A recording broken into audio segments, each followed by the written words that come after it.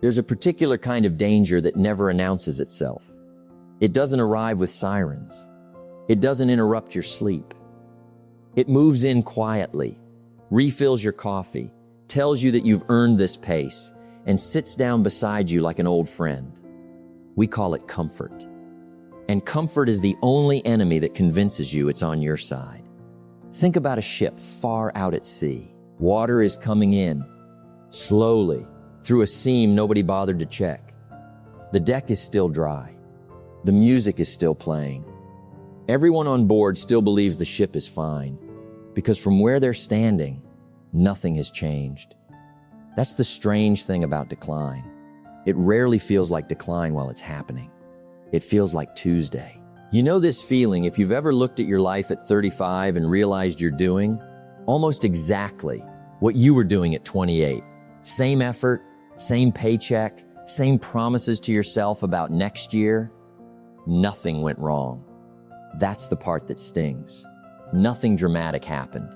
You just stopped moving while telling yourself you were resting. Here is the truth most people won't say out loud. Comfort is not the reward for arriving somewhere good.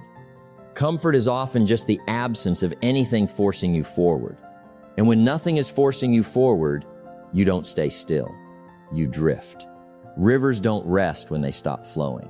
They stagnate. We tend to believe that change comes from crisis. The diagnosis, the layoff, the divorce papers on the table. And sometimes it does.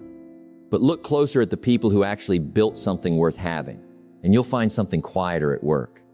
They didn't wait for the water to reach the deck. They went down into the hull while everything still looked fine, and they checked the seams anyway. That's a different kind of person. Not more talented, not luckier, just less willing to mistake a calm surface for solid ground. So ask yourself, honestly, not the version of the question you can answer in 5 seconds, but the one that takes a little longer to sit with. Is this a season of genuine peace you've earned? Or is this the quiet before a decline you haven't looked at closely enough to name? Because there's a reason some people change only when the walls are already collapsing, and others change while the walls are still standing.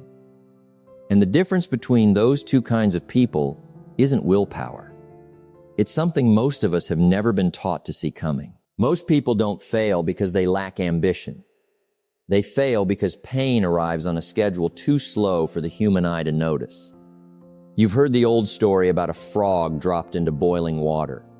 It jumps out instantly because the shock is immediate and unmistakable. But drop that same frog into water that starts cool and rises 1 degree at a time, and it stays. Not because it's foolish. Because nothing in that gradual rise ever feels like the moment to act. That's not a story about frogs. That's a story about careers, about marriages, about the body you stop taking care of one small decision at a time. Nobody wakes up 40 pounds heavier overnight. Nobody wakes up 10 years behind on their goals in a single afternoon. It happens 1 degree at a time, and every single degree feels survivable. That's exactly what makes it dangerous. Here's what almost nobody tells you. The reason discipline feels unnecessary in the moment is because the cost of skipping it is never charged immediately. Skip a workout. Nothing happens today. Skip 10 years of workouts. Everything happens. Avoid a hard conversation. Nothing happens today. Avoid it for a decade. The relationship is gone, and you're left wondering when exactly it died. It didn't die today. It died in 1,000 small yesterdays you don't remember, because none of them felt significant enough to remember. This is why willpower alone was never going to save you. Willpower responds to threats. But the threat that ruins most lives doesn't look like a threat. It looks like rest. It looks like, I'll get to it. It looks like a reasonable, forgivable, perfectly ordinary Tuesday, repeated for years. And so people stay stuck, not because they're weak, but because their pain is patient. It's willing to wait. It doesn't need to convince you today. It only needs you to keep saying, not yet long enough for not yet to become too late. The people who drift furthest from where they wanted to be are rarely the ones who made one terrible decision. They're the ones who made 100 forgivable ones, none of which ever felt worth interrupting. So the real question isn't whether you're currently in pain. Most comfortable people aren't. The real question is whether the absence of pain right now is proof that you're safe, or proof that the temperature is rising and you haven't noticed yet. Because somewhere between the frog that jumps and the frog that stays, there's a moment, a specific, identifiable moment, where a different kind of person chooses to check the water before anyone tells them to. And that choice, small as it looks from the outside, is where everything that follows actually begins. So let's name the moment, not the crisis, not the collapse, the quiet decision that happens before either of those things, the one nobody applauds because nobody's watching yet. Picture a farmer walking his property in the dry season. The fence is standing. The cattle are grazing peacefully. There is, by every visible measure, nothing wrong. And yet this is the exact moment he chooses to repair the weak post in the corner, the one leaning just slightly, the one that would hold fine for another year if he let it. He doesn't fix it because it broke. He fixes it because he understands something most people never learn. The best time to repair anything is before you need it to hold. That's the principle. Say it plainly. Real change doesn't begin when life demands it. Real change begins when you decide to act before life has any reason to demand it at all. Anyone can respond to a crisis. That's not strength. That's survival instinct. And even the laziest among us have that. The rare thing, the thing that actually separates one life from another, is acting with no audience, no emergency, and no applause waiting on the other side. Here's why this matters more than it sounds like it does. Waiting for pain to force your hand puts your entire future in the hands of timing you don't control. Maybe the pain arrives early enough for you to recover. Maybe it doesn't. The farmer who waits until the storm reveals every weak post has just handed his whole herd over to chance. The one who checks the fence in the dry season has taken his future back into his own hands, quietly, while it still belonged to him.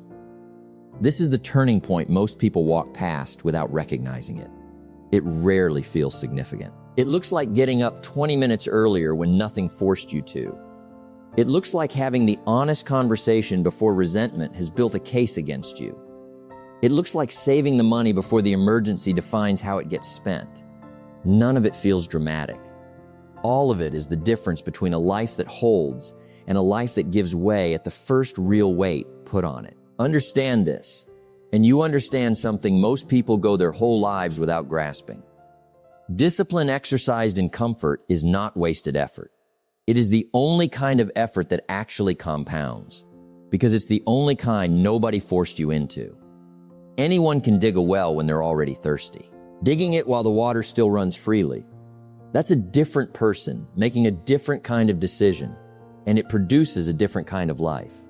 But knowing this principle and living it are two separate things. It's one thing to admire the farmer from a distance. It's another to become someone who checks fences nobody else is checking.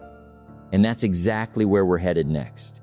Because the people who've actually done this leave clues, if you know where to look for them. Look closely at anyone who's built something that lasted, and you'll find the same pattern hiding in plain sight. They kept working after the applause stopped, not before it started. Take the athlete who wins the championship. The crowd leaves. The trophy gets packed away. The season is officially over, and every reasonable excuse to rest is sitting right there, fully justified. And yet the ones who stay great, not for one season, but for a decade, are back in the gym within days. Not because anyone's watching, not because the title is in danger this afternoon, because they understand something the one-season wonders never do. The trophy was earned by the work before it, and the next one, if it comes at all, will be earned the exact same way.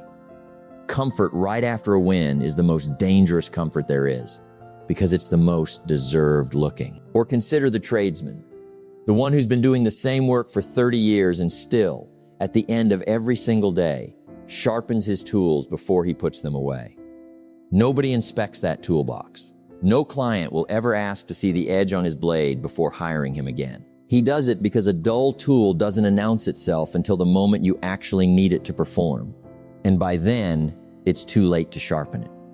That 5 minutes at the end of a long day, done for no audience, is the entire difference between a man who's still respected in his trade at 60 and one who quietly disappeared from it at 45. Neither of these people are more gifted than the people around them who fell off.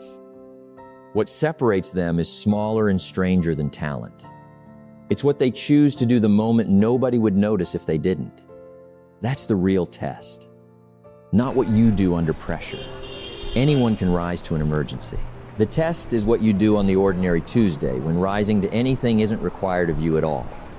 And this is where most people quietly disqualify themselves without ever realizing a test was happening. They assume growth is something that happens in dramatic seasons, during the big project, the new job, the health scare. So they wait for drama to justify their effort. But the athlete and the tradesman prove something uncomfortable. The season that actually determines your future is the unremarkable one. The one where nothing is forcing your hand and you sharpen the blade anyway. So the question isn't whether you're capable of hard work. You've already proven that, probably more than once. The real question is whether you're willing to do that same hard work when nothing is watching, when nothing is broken, when every reasonable voice in your head is giving you full permission to stop. Knowing that change is everything, but knowing it isn't the same as living it, and that's exactly where we go next. So how does this actually work on Tuesday? Not in theory. In your kitchen, in your car, in the 10 minutes before you open your laptop. Start here. Stop waiting for permission from your circumstances. Most people are quietly waiting for life to get hard enough to justify getting serious. Don't wait for that invitation. Build the discipline in while things are still easy, because that's the only time it's actually optional. And the things you choose on purpose train you differently than the things you're forced into. Take something as small as the elevator. It works fine. Nobody would question you for using it. And that's precisely why taking the stairs instead, on an ordinary day, for no reason anyone else would consider necessary, means something. It's not about the stairs. It's about proving to yourself, in a moment too small for anyone else to notice, that you don't need a crisis to choose the harder path. That proof accumulates. It doesn't feel like much on day one. By day 300, it's the whole foundation of who you've become.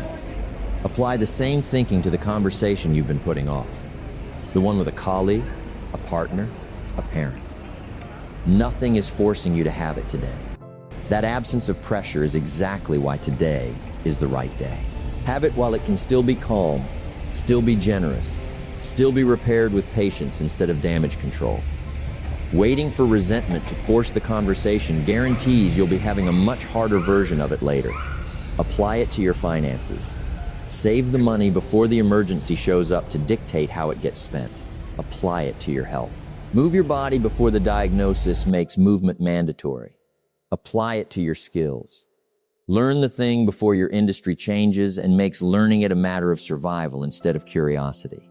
None of this requires more hours in your day.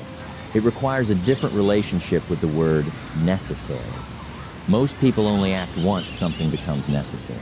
The people who actually change their trajectory act while things are still merely possible, while the choice is still theirs, still unforced, still quiet.